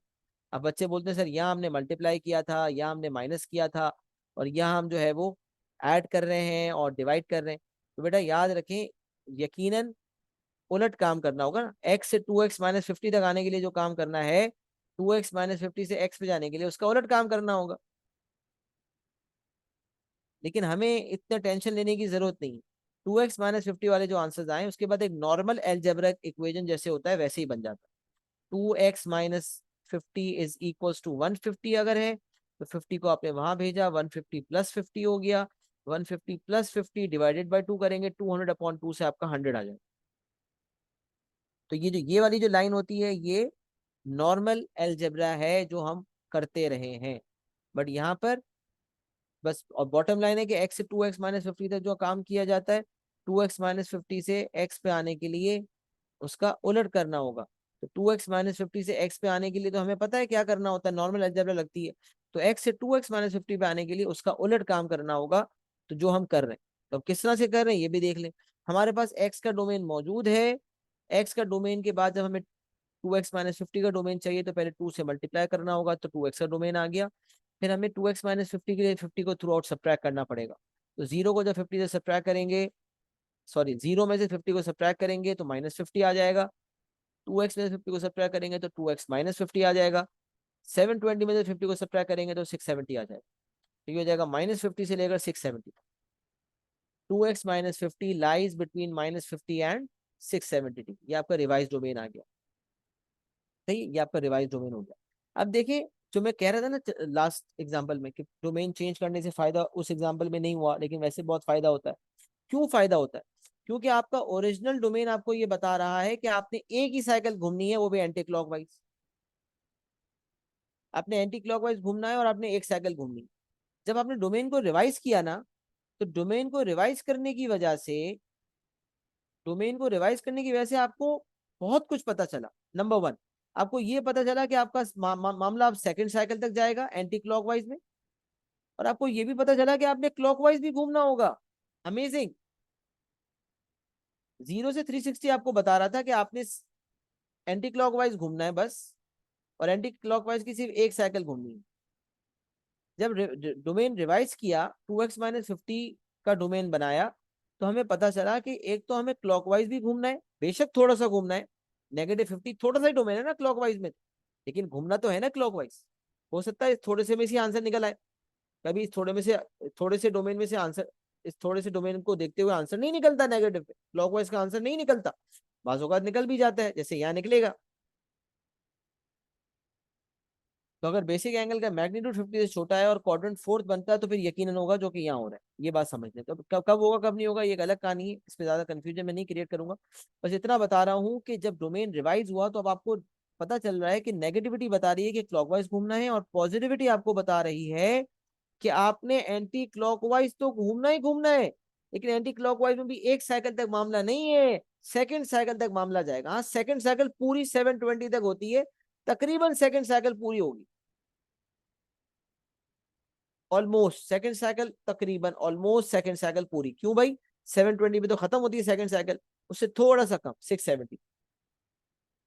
तो अब आपने जब आंसर्स निकालने होंगे, तो आपने क्लॉकवाइज रोटेशन भी करनी होगी, और एंटी क्लॉकवाइज रोटेशन में आपको सेकंड साइकिल तक भी जाना पड़ेगा। ये आपका रिवाइज डोमेन आपको बताएं। तो सबसे पहले 2x-50 lies in the second and fourth quadrant. Why? Because ASTC के मुताबिक टैन जो है सेकंड एंड थर्ड में नेगेटिव होता है, sorry sorry second and fourth में नेगेटिव होता है, तो हमने सेकंड एंड फोर्थ किया। फिर हमने बेसिक एंगल निकालने के लिए 2x-50 को अल्फा से रिप्लेस किया। नेगेटिव वैल्यू थी, -1/√3 था, 1/√3 हो गया। वहां से बेसिक एंगल हमारा पॉजिटिव आ गया 30 डिग्री। सेकेंड स्टेप हो गया, डोमेन को रिवाइज किया। थर्ड स्टेप हो गया, और फोर्थ स्टेप है कि find all the possible values of 2x-50। X की नहीं, डायरेक्ट एक्स के आंसर नहीं निकलेंगे। डोमेन भी 2x-50 का है, और आंसर्स भी पहले 2x-50 के ही निकलेंगे, फिर एक्स का आंसर निकलेगा। तो 2x-50 के जो आंसर हैं वो -50 से 670 के दरमियान होंगे। तो अब आइए हम इसको देखते हैं। जब हमने क्वाड्रेंट्स बनाए, आपके सामने क्वाड्रेंट्स बनाए, तो क्वाड्रेंट्स हमने बनाए, पर्पल लाइन आपको बता रही है second quadrant and fourth quadrant. अच्छा, अब आपको सेकंड एंड फोर्थ में जब जाना था, तो अब आपने -50 देखकर कहा कि क्लॉकवाइज घूमते हैं। क्लॉकवाइज आपने घूमा, तो आपने कहा क्लॉकवाइज में बस पहले क्वाड्रेंट के अंदर ही रहना है, बस मतलब फोर्थ क्वाड्रेंट के अंदर ही रहना है। फोर्थ क्वाड्रेंट में -90 तक मामला है। फोर्थ क्वाड्रेंट अगर पूरा भी देखें तो -90 से 0 के दरमियान होता है। ये तो सिर्फ -50 तक अलाउंस है, तो आपने समझ लें यहाँ तक घूमना है। अब यहाँ तक घूम ही रहे थे कि इसमें आपने देखा कि यार टकराव तो हो गया लाइन से, तो आपने फौरन से यहाँ रुक के एक कहा, रेड में आपने देखा कि ये क्लॉकवाइज का एक आंसर निकल आया। अब बेसिक एंगल का मैग्नीट्यूड बताएगा कि क्या ये आंसर लेना है या नहीं। मिसाल है, ये बेसिक एंगल 60 डिग्री होता, तो फिर ये वाला जो एंगल है -60 डिग्री हो जाता। अब इस -60 को हम नहीं लेते, लेकिन क्योंकि बेसिक एंगल आपका 0 से 50 के दरमियान है, 50 तक भी होता तो ले लेते, लेकिन क्योंकि बेसिक एंगल 0 से 50 के दरमियान है, मतलब 30 है, लिहाजा माइनस बेसिक एंगल लेने पे जो फोर्थ क्वाड्रेंट में आंसर बनेगा वो -30 बनेगा, जो कि इस डोमेन के अंदर अंदर होगा। तो अगर ये बेसिक एंगल 50 से ऊपर निकल जाता, 50 तक कोई मसला नहीं था, 50 से ऊपर निकल जाता, तो फिर ये जो -अल्फा वाला आंसर था, ये आपके डोमेन में नहीं रहता, और फिर उस केस में उसको नहीं लेते। बट यहाँ ऐसा नहीं है, यहाँ उसका मैग्नीट्यूड बेसिक एंगल का क्योंकि 0 से 50 के दरमियान है, लिहाजा फोर्थ क्वाड्रेंट का ये आंसर जो क्लॉकवाइज सेंस में निकाला गया है, ये लेंगे। तो मैंने एंड में लिखा है, लेकिन लिखा हुआ है इसको -30, क्योंकि ये विद इन द डोमेन लाई कर रहा है। क्योंकि ये विद इन द डोमेन लाई कर रहा है। नेगेटिविटी को देखते हुए हमने फोर्थ क्वाड्रेंट में ढूंढ, अच्छा अगर लेट सपोज आपका आपके क्वाड्रेंट सेकंड एंड थर्ड होते तो फिर ये लाइन तो होती ही नहीं इस क्वाड्रेंट के अंदर। तो फिर अगर आप क्लॉकवाइज घूम भी रहे होते, फिर अगर आप क्लॉकवाइज घूम भी रहे होते तो क्लॉकवाइज घूमने की वजह से -50 तक पहुंचने में कोई फायदा नहीं मिलता, क्योंकि फोर्थ क्वाड्रेंट के अंदर तो लाइन ही नहीं है, तो फोर्थ क्वाड्रेंट में कोई आंसर निकलेगा ही नहीं। तो इस -50 की वजह से नेगेटिव आंसर कोई निकलता नहीं, क्योंकि -50 घूमने में फिर कोई फायदा नहीं था। हाँ अगर -150 होता तो फिर मैं आता थर्ड क्वाड्रेंट तक, फिर शायद चांसेस थे कि ये वाला आंसर भी शामिल हो जाता। वो भी डिपेंड करता है बेसिक एंगल के मैग्नीट्यूड पर। तो मल्टीपल चीजें होती हैं जो हमें देखनी पड़ती है। सवाल आया, so we only took -30 because it's within the domain, if we went further it would be outside the domain, right. बिल्कुल ऐसा ही है, बिल्कुल सही। अगर हम मजीद आगे जाएंगे, क्योंकि अब लाइन तो सेकंड क्वाड्रेंट में बनी हुई है, अगर हमें क्लॉकवाइज घूमना ही है तो हम ना सिर्फ यहाँ बल्कि हमें तो यहाँ तक भी आना चाहिए था, क्योंकि क्वाड्रेंट तो सेकंड एंड फोर्थ दोनों है ना। तो क्लॉकवाइज में भी आप पहले फोर्थ क्वाड्रेंट का और फिर सेकंड क्वाड्रेंट तक आप आते, लेकिन हम इसलिए नहीं आए क्योंकि डोमेन ने हमें इजाजत ही नहीं दी। डोमेन ने हमें -50 तक रोक दिया, तो -50 तो फोर्थ क्वाड्रेंट तक ही रिस्ट्रिक्टेड है, फोर्थ क्वाड्रेंट पूरा नहीं है, पार्शियली है। तो इसलिए हमने सिर्फ फोर्थ क्वाड्रेंट तक अपना आंसर रोक दिया। और अगर यहाँ हमारा बेसिक एंगल 60 डिग्री निकल आता, जैसे कि मैंने कहा, तो उस केस में फोर्थ क्वाड्रेंट में भी -60 डिग्री आ जाता, जो कि डोमेन के बाहर हो जाता, उसको हम नहीं लेते। सही है। तो यहाँ पर क्योंकि 30 था तो फोर्थ क्वाड्रेंट में -30 है, जो कि डोमेन के विद इन लाई कर रहा है। अच्छा फिर 670 देखा तो हमें याद आया एंटी क्लॉकवाइज, और एंटी क्लॉकवाइज की पहली साइकिल के आंसर देखे तो सेकंड क्वाड्रेंट में 180 माइनस अल्फा, 180 माइनस अल्फा मतलब 180 माइनस 30 विच इज 150। फिर फोर्थ में हमने देखा 360 माइनस अल्फा, तो 360 माइनस 30 इज 330। तो एंटी क्लॉकवाइज में पहली साइकिल के दो आंसर्स आ गए, 180 minus alpha, 360 minus alpha, 150 and 330। अब क्योंकि मामला 670 तक जा रहा है, सेकंड साइकिल भी है, तो सेकंड साइकिल के लिए आपको बताया था कि पहली साइकिल के हर आंसर में 360 ऐड करना है। पहली साइकिल के हर आंसर में 360 ऐड करेंगे, तो 150 में 360 ऐड किया, तो प्लस 360 करने पे आपका आंसर आ गया 510। क्या ये विद इन द डोमेन है? जी हाँ, इसको एक्सेप्ट कर लिया। अच्छा पहली साइकिल एंटी क्लॉकवाइज की जो पहली साइकिल थी उसका आंसर था 330, उसमें 360 ऐड किया, उसमें 360 ऐड किया, आंसर 690 आ गया। डोमेन कह रहा है भाई 670 से आगे मत जाना, क्योंकि अभी एक्स के आंसर्स नहीं निकल रहे, 2x माइनस 50 के आंसर्स निकल रहे, तो 2x माइनस 50 का आंसर 670 से ऊपर नहीं हो सकता। तो 330 में 360 ऐड करने पे आंसर 690 हो गया, जो कि इससे एक्सीड कर गया। आपने अगर ये बात पिक कर ली तो आप लिखते ही नहीं, उसूलन तो उसको लिखना ही नहीं चाहिए था। बट एग्जाम्पल अगर आपने कभी गलती से ऐड करके लिख भी दिया तो आप लिखते ही आपको घंटी बज जाएगी कि यार 670 तक आंसर रिस्ट्रिक्ट होना था, उससे ऊपर जाना नहीं था, 690 डोमेन से बाहर, तो आप 690 को काट देते। मैंने 690 को काट दिया। तो एंटी क्लॉकवाइज में पहली साइकिल के दो आंसर्स, दूसरी साइकिल का एक आंसर, और क्लॉकवाइज में जो है वो अ, थोड़ा सा ही घूमना था, उसमें आपको एक आंसर मिल गया। अच्छा अब मिसाल है ये 60 डिग्री हो जाता, मैग्नीट्यूड 60 हो जाता ना, तो ये वाला आंसर आपका 300 हो जाता, और 300 प्लस 330, 300 प्लस 360 आपका 660 हो जाता। अब ये 660 वाला एक्सेप्ट हो जाता और -60 वाला आपका रिजेक्ट हो जाता। आंसर्स चार ही होते, लेकिन वो चारों आंसर एंटी क्लॉकवाइज के होते। अगर ये 60 होता तो फिर आपके सारे आंसर्स बदल जाते ना, 180, ये आपका 120 हो जाता, ये आपका 300 हो जाता, ये वाला आंसर आपका जो है ये आपका 480 हो जाता, और ये वाला आंसर आपका 660 हो जाता, और ये वाला आंसर आपका -60 हो जाता। अब सोचें, अगर बेसिक अगर 60 होता तो सारा काम यही किया होता आपने। बट अब आपने ये अगर ये आंसर लिखे होते तो अब आप 660 वाला आंसर नहीं काटते, क्योंकि वो 670 से अंदर अंदर है, बल्कि आप -60 वाला काट। तो कौन सा काटना होगा उसके लिए डोमेन को देखना है सीधा सीधा बस। और डोमेन के अलावा बेसिक एंगल का मैग्नीट्यूड भी हमें डिसाइड करने में बताएगा कि कौन सा वाला आंसर लेना है कौन सा नहीं। बहरहाल असल चीज डोमेन को देखना है, डोमेन को देखा, बस याद ये रखना है कि 2x माइनस 50 के आंसर आएंगे जो कि इस रिवाइज डोमेन का अंदर होने चाहिए। तो 2x माइनस 50 के आंसर जो हमने चार लिए वो -50 से 670 के दरमियान है।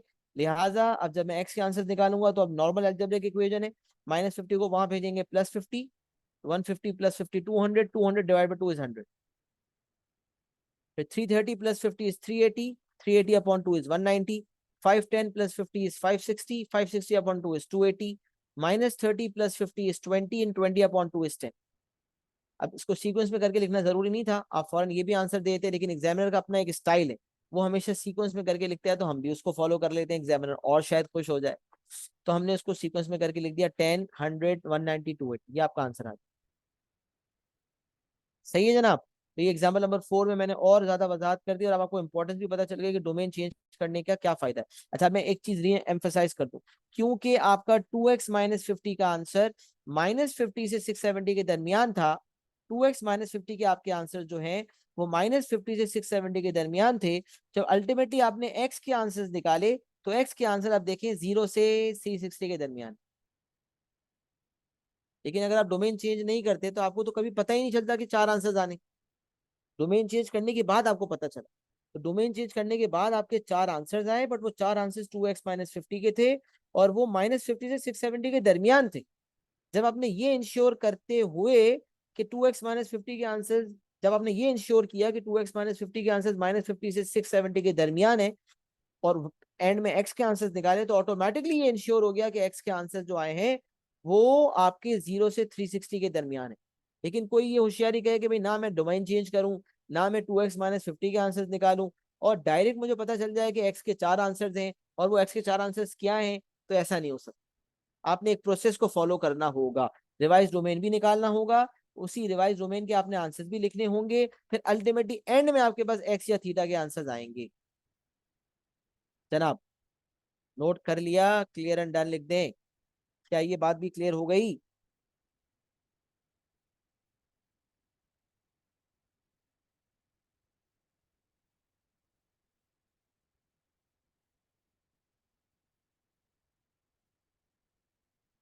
अच्छा, बस ये आखिरी एग्जांपल है, और ये आज हमारी क्लास का टारगेट भी यही था, इसमें कुछ नया नहीं है, वही कॉन्सेप्ट है, जल्दी से डिस्कस कर लेते हैं। sin 2x इज √3/2 फॉर -360 से 360। अब आप देखें, क्लॉकवाइज की एक साइकिल है और एंटी क्लॉकवाइज की भी एक साइकिल, बट एक्स के हिसाब से। या यहाँ आपने देखा 2x, तो आपको डोमेन बदलने की जरूरत पड़ी। एक्स का डोमेन दिया हुआ था, आपने 2x जो एडिशनल स्टेप बताया ना डोमेन चेंजिंग वाला, वो किसी भी स्टेप पे कर सकते, सबसे पहले भी वो काम कर सकते, हमने पहले स्टेप पे कर लिया। डोमेन -360 से 360 था, आपने कहा 2x का -720 से 720। अब इनिशियल इंप्रेशन था क्लॉकवाइज की एक साइकिल, एंटी क्लॉकवाइज की एक साइकिल, बट डोमेन चेंज करने की वजह से पता चला कि एंटी क्लॉकवाइज की भी, क्लॉकवाइज की भी दो साइकिल्स हैं, एंटी क्लॉकवाइज की भी दो साइकिल। अच्छा, sine of an angle is positive, तो जब साइन अल्फा करेंगे तो √3/2 ही रहेगा। साइन इनवर्स √3/2 से अल्फा आ जाएगा, मैंने शॉर्टकट किया, वो स्टेप नहीं लिखा है यहाँ पर। अल्फा साइन इनवर्स √3/2 से 60 डिग्री आ गया। तो first identify the quadrant, sine of an angle is positive in first and second quadrant, you know ASTC rule. पहले और सेकंड में साइन पॉजिटिव होता है, तो मैंने लिख दिया। बट ये फर्स्ट एंड सेकंड क्वाड्रेंट में 2x लाई कर रहा है, 2x lies in the first and second quadrant. पहला step quadrant identification, finding the basic angle 60, then domain changing किसी भी पॉइंट पे कर लें, and then final answer give answer of 2x, direct x का नहीं, 2x के आंसर देंगे as per the given domain, as per the revise domain, as per the revise domain. तो give answer of 2x as per the revise domain. तो revise domain के मुताबिक आप देखें, पहले साइकिल का पहला आंसर एंटी क्लॉकवाइज का अल्फा यानी कि 60, दूसरा आंसर 180 माइनस अल्फा यानी कि 120। एंटी क्लॉकवाइज की पहले साइकिल के दो आंसर्स आ गए, हर आंसर में 360 ऐड करेंगे, दूसरी साइकिल के आंसर्स आ गए। 60 + 360 420, 120 + 360 480। तो एंटी क्लॉकवाइज की पहली साइकिल के दो आंसर्स, दूसरी साइकिल के दो आंसर जो 360 ऐड करके आए, 60 + 360 एंड 120 + 360। एंटी क्लॉकवाइज के चार आंसर्स आ गए, और आंसर्स अभी 2x के आ रहे हैं, डायरेक्ट x के नहीं आ सकते। अच्छा, फिर हमने क्लॉकवाइज घूमा, क्लॉकवाइज घूमते घूमते घूमते घूमते यहाँ पहुंचे। अब देखें, क्लॉकवाइज घूमते घूमते घूमते सेकंड क्वाड्रेंट पहुंचे तो -180 माइनस अल्फा। सेकंड क्वाड्रेंट में क्लॉकवाइज घूमते घूमते जब सेकंड में पहुंचे तो -180 माइनस अल्फा होता है, नोट्स में लिखवाया हुआ है -180 माइनस अल्फा। तो -180 -60 इज -240। इसी तरह -360 + 60, -360 + 60 इज -300। तो क्लॉकवाइज की पहली साइकिल जब देखी तो -240 एंड -300, और क्लॉकवाइज की दूसरी साइकिल के लिए 360 माइनस करना होता है। तो -240 में 360 माइनस किया तो -600 हो गया, -300 में 360 माइनस किया तो -660 हो गया। तो एंटी क्लॉकवाइज की पहली साइकिल 360 ऐड करके दूसरी साइकिल, क्लॉकवाइज की पहली साइकिल 360 सब्ट्रैक्ट करके दूसरी साइकिल। इस तरह से आपके पास चार आंसर्स पहली साइकिल के आ गए, सॉरी चार आंसर्स एंटी क्लॉकवाइज के आ गए, चार आंसर्स क्लॉकवाइज के आ गए, ये सारे आंसर्स 2x के थे। एक्स के आंसर्स निकालेंगे, 2 आपने डिवाइड किया तो एक्स के आपके सारे आंसर्स आ, क्योंकि 2x के आंसर्स आपने ये इंश्योर किया कि -720 से 720 के दरमियान रहे, तो ऑटोमेटिकली एक्स के आंसर जब आए तो ये इंश्योर हो गया कि एक्स के आंसर्स आपके 0 से सॉरी -360 से 360 के दरमियान। 2x के आंसर्स -720 से 720 के दरमियान थे, तो x के आंसर्स -360 से 360 के दरमियान है, जैसा कि आप देख सकते हैं। यहाँ मैंने सीक्वेंस में करके नहीं लिखा, बल्कि रैंडमली जिस जिस तरह भी आंसर्स आए मैंने दे दिया है। हाँ, आप भी इसी तरह कर सकते हैं। और ये इन चारों की तो सीक्वेंस हो गई है, बट यहाँ जो है अगर सीक्वेंस करने जाता तो पहले -330 आता, फिर -300 आता, फिर -150 आता, फिर -120 आता। बट मैंने पहले भी कहा था कि सीक्वेंस करना जरूरी नहीं है, उसके ऊपर कोई मार्क्स की डिडक्शन नहीं है। बट अगर सीक्वेंस में करके लिखेंगे तो एग्जामिनर खुद सीक्वेंस में करके लिखता है, तो आप उसको अच्छा लग सकता है, बाकी मार्क्स तो उसका अब्बा भी नहीं काट सकता इस बेसिस पर कि आपने सीक्वेंसिंग नहीं की, क्योंकि ऐसी कोई चीज मार्किंग स्कीम में नहीं देखी गई। मुझे एक्नॉलेज करें, क्या ये लास्ट एग्जाम्पल भी क्लियर हो गया? ये तो समझ लें एक प्रैक्टिस एग्जाम्पल दिखा, बाकी तो कॉन्सेप्ट आपको मैंने क्लियर कर ही दिया। सही है जनाब? चले, मेरे ख्याल से एक्नॉलेजमेंट दे देंगे। चले, अल्हम्दुलिल्लाह, अल्लाह का शुक्र है समझ में आ गया। इक्वेशन सॉल्विंग बहुत बड़ा टारगेट होता है जो हमने सीख लिया। किसी भी किस्म का ट्रिग्नोमेट्रिक इक्वेशन आप सॉल्व कर सकते हैं। इंशाल्लाह क्लास को यहीं पे खत्म करते हैं। अपना बहुत ख्याल रखिएगा। अस्सलाम वालेकुम व रहमतुल्लाहि व बरकातहू।